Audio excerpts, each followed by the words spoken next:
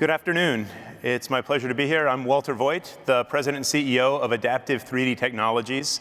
And today I'm excited to announce our first product, Soft ToughRubber, which we're bringing to the market. At Adaptive3D, Soft ToughRubber represents a critical milestone for the company. Soft ToughRubber is the world's softest, tough, additive photopolymer. We spent about a decade in chemistry labs and in fume hoods trying to figure out how to create materials that can solve unmet needs in the market. And Soft ToughRubber is the culmination of about a decade of work that's been funded in part by DARPA, by the National Science Foundation, by the National Institutes of Health, and then through Adaptive3D, which spun out to commercialize these materials. We're based in Dallas, Texas. We spun out of the University of Texas at Dallas and have been working hard to change how the world mass manufactures materials. There's a critical gap in the need for soft materials, flexible materials, tough materials, and Adaptive is looking to change that. So in January, we announced a strategic Series A round co-led by DSM, the market leader in additive resins, by Applied Materials, and by Commence. DSM brings decades of wisdom and market leadership into delivering SLA photopolymers and DLP photopolymers and other materials to meet customers' needs all over the world. We're thrilled to be able to leverage DSM's technical experience, market experience, sales and distribution channels to help us get these innovative new products from Adaptive to market. Applied Materials also co-led our Series A round. As you may know, Applied Materials is the largest semiconductor tools company in the world. They bring a wealth of expertise in building large-scale systems, some approaching the size of football fields. Applied Materials has tools that can process materials on meters by meter panels, where they're able to make materials at incredible resolutions. And one of the neat analogies we've learned from Applied is this idea of copy-exact processing in the semiconductor world. A tool that can be made to produce the same materials anywhere in the world with very similar properties. And it's this level of additive manufacturing insights that we think is necessary for the field to move from advanced prototyping to true manufacturing. Our third Series A partner is a company called Commence, led by James Cook. They're based in Alpharetta, Georgia. Commence is a North American leader in cyanoacrylates and medical adhesives and brings tremendous manufacturing experience, toll manufacturing experience, and chemical competence to the team. Adaptive materials fit in 5 key industry verticals, and we'll start with transportation. Being here in the Motor City, it's great to see the automotive industry really starting to embrace additive techniques as a way to rethink business models, business paradigms, and make different parts. Another focus of ours is in the industrial segment. This includes Tier 1 and Tier 2 auto manufacturers. We see real growing trends in automation, software-defined automation, and using neat materials in factory floors, soft robotics that are needed to power how goods move around the world. Being in Texas, we can't leave out oil and gas. We have some deep insights into the oil and gas markets through strategic partners in Texas and across the world. And there's some really interesting high-margin value spaces in oil and gas that represent a significant opportunity for the additive industry. However, materials have to survive high temperatures, high pressures, and a lot of times have to be very chemically inert. And these are often materials properties problems that have plagued the industry in the past. And so we're excited that products in our portfolio are beginning to address these needs in these kinds of segments. Speaking about materials that can survive in difficult conditions, the medical market also provides key opportunities for materials. We have a portfolio of degradable materials and materials that can survive very specific conditions. And in fact, when Adaptive spun out, I was fortunate back at the university. I'm now a recovering professor here as an entrepreneur.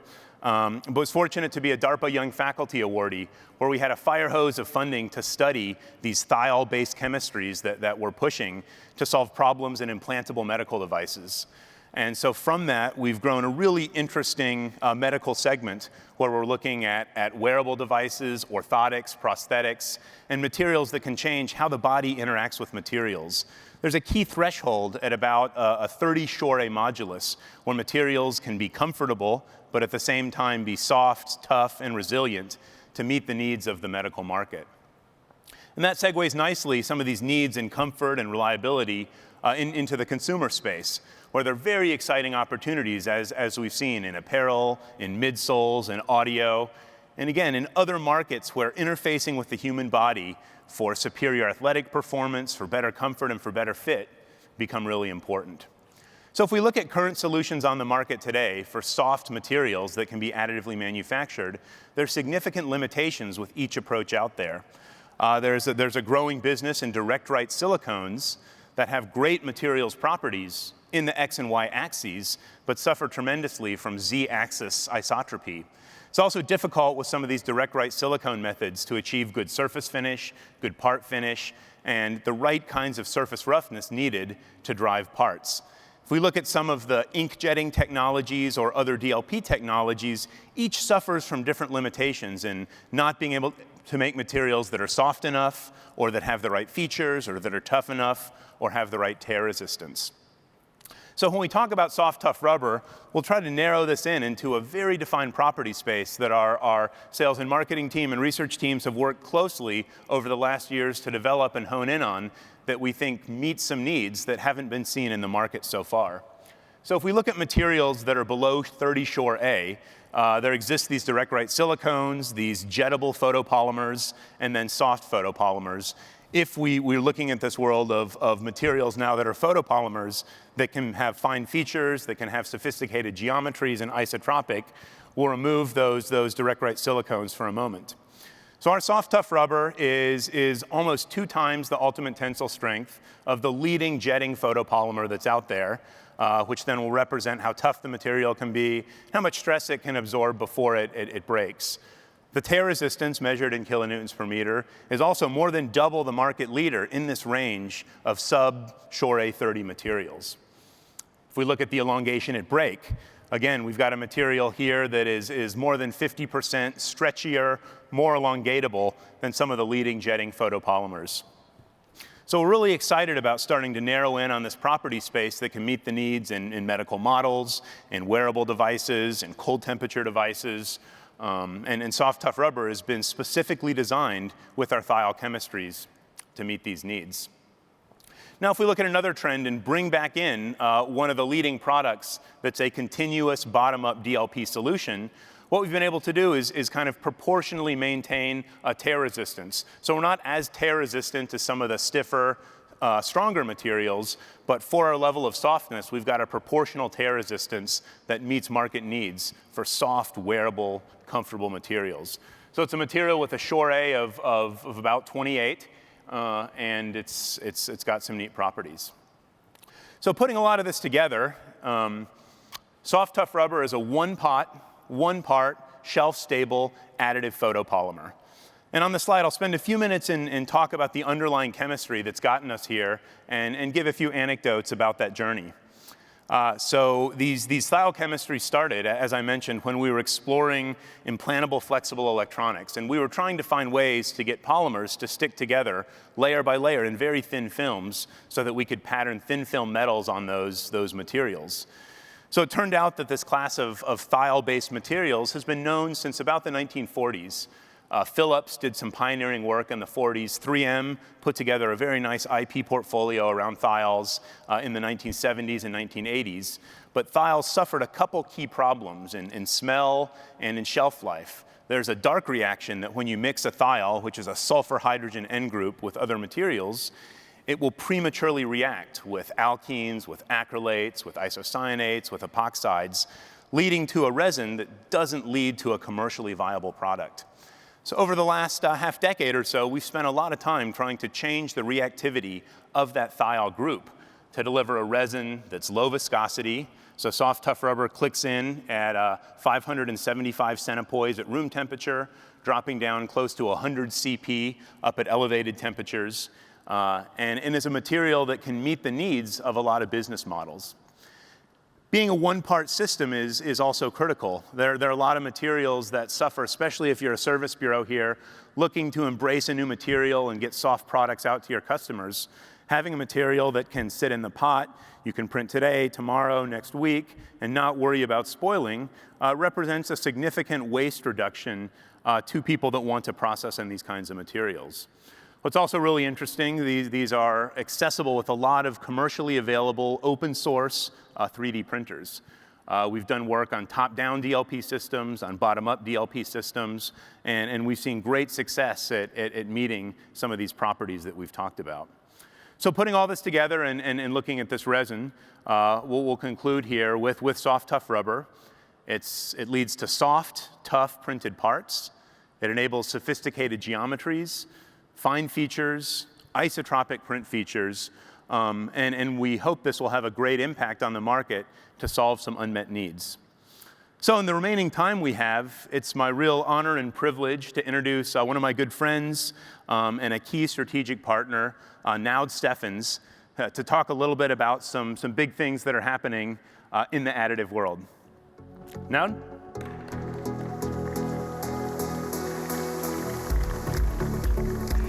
All right, so it's my honor to announce that DSM and Adaptive have gone into a global commercial partnership. And this partnership will help Adaptive to produce and distribute and sell their products globally. We will open doors for Adaptive in our key markets and to our key customers. And we are really excited to work together with a great team and great people. And we believe that our capabilities and technologies are complementary, so we're really looking forward to bring more and new materials to the market and to continue to build an open ecosystem. Thank you.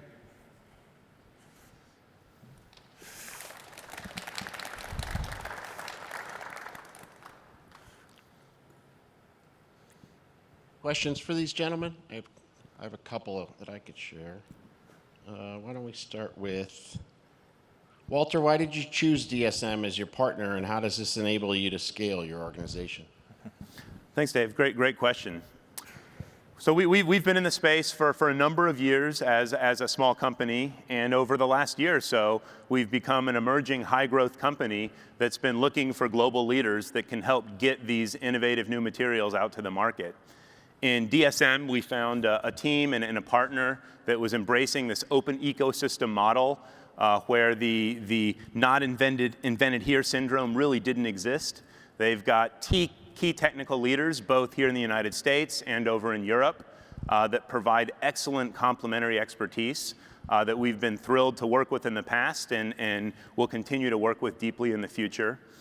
And DSM brings a global sales and distribution network and a global marketing presence to help get materials with great properties into the hands of customers all over the world, whether it be at service bureaus or at end manufacturing sites that would like to mass produce materials. DSM is in a great position as a market leader in additive photoresins with years of experience in the space to help our products really see the light of day. So let me turn it over. So now, how does this fit with the DSM open ecosystem, and how does this better help you serve your customers? Yeah, DSM believes that new innovation and new technology in the additive manufacturing space should be application-driven. So the application should really be the centerpiece of everything we do. So when building an ecosystem, we believe that we should bring solutions to our customers that fit the application. And the technology of Adaptive is complementary to what we have. So with the partnership with Adaptive, we are capable of providing more solutions to the application of the customer. And Walter, what other players are you looking at, partners are you looking at to help serve the market? As a high-growth company, we're looking to get materials to a lot of folks that can help their end customers solve problems. I'll start with the two other players that I mentioned earlier that are core members of the Series A syndicate, Commence and Applied Materials. So a couple weeks ago, we announced a strategic manufacturing partnership with Commence for a current portfolio of materials to help bring those to market and get those out to customers. Commence is a young, innovative company that's proven very adept in middle market manufacturing of resins and of materials, and has just been a great partner all around to work with. Moving to applied materials, they are, as some people would say, the 800-pound gorilla in some of the spaces that they play. When they kind of lift their foot up and step down, a lot of people take notice. As the market leader in semiconductor tools, they have deep insights into the needs of global manufacturing ecosystems. And so the partnership that's emerging with Applied is really helping us all the way back to the materials design of the future products that we have in our portfolio. Think not just about the properties that these parts will have today when we're producing them at intermediate volumes, but also the kinds of properties we can achieve when these materials are being mass manufactured in factories of the future all over the world. And some of those insights and that perspective from a manufacturing company who has done great at servicing the semiconductor industry, the solar industry, the display industry with innovative tools.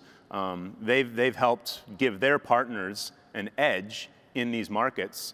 And we hope that in the additive space, they will really help the whole industry transition from prototyping plus to true manufacturing.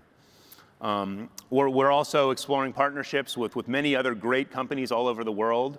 They're key OEMs in the 5 different industry verticals that I described, in industrial, in consumer, in oil and gas, in medical, and in transportation, that are using our materials, de-risking our materials, working with us to develop one-off materials to meet very specific needs. And what I think a lot of this partner-driven ecosystem provides is the insights that it's not one innovation in a material that makes a difference, but it's an innovation coupled with all of the other parameters that need to be solved to make an end application work that's so important. And so we really feel that the companies that can work together to bring materials and solutions to end customers is the way to go. And so we're thrilled as a high-growth emerging company to be in the presence of $10 billion plus giants that have really driven their industries forward over the last several decades, and hope to be a small but significant part of both of them helping make additive manufacturing a true manufacturing industry. We have a question right here. Hi. Earlier in the presentation, you mentioned like thermal and chemical compatibility. Could you elaborate on that? Sure. So I'll talk first broadly about our materials portfolio and then end specifically with soft tough rubber. So what's really neat about these thiol-based chemistries is that it's not a new material per se that the core fundamentals of our IP is based on, but it's a reaction technology that allows us to rapidly stitch together many different kinds of components, often very commodity components. And so these thiol technologies fundamentally change the reaction chemistry from a chain growth to a chain transfer polymerization, which means that as our polymers are growing, we can dramatically minimize the cure stresses and the stress concentrators that develop during a lot of, let's say, acrylate-based free radical chemistries. So in doing so, this gives us really great thermal stability in the high end. We don't start to see oxidative degradation until between 250 and 270 degrees C in aerobic environments, and in anaerobic environments, it's even higher than that. What's also really neat about soft tough rubber is we've been able to move the TG, the glass transition temperature, significantly lower than some of the other materials that compete in this space. Those materials then suffer when they're frozen, when they're cold, and become very brittle.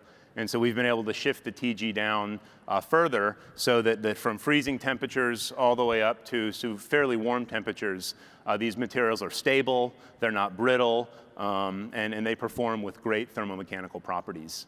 In terms of the chemical inertness, there's a lot packed into that specific question that I don't think we have time to fully get into here.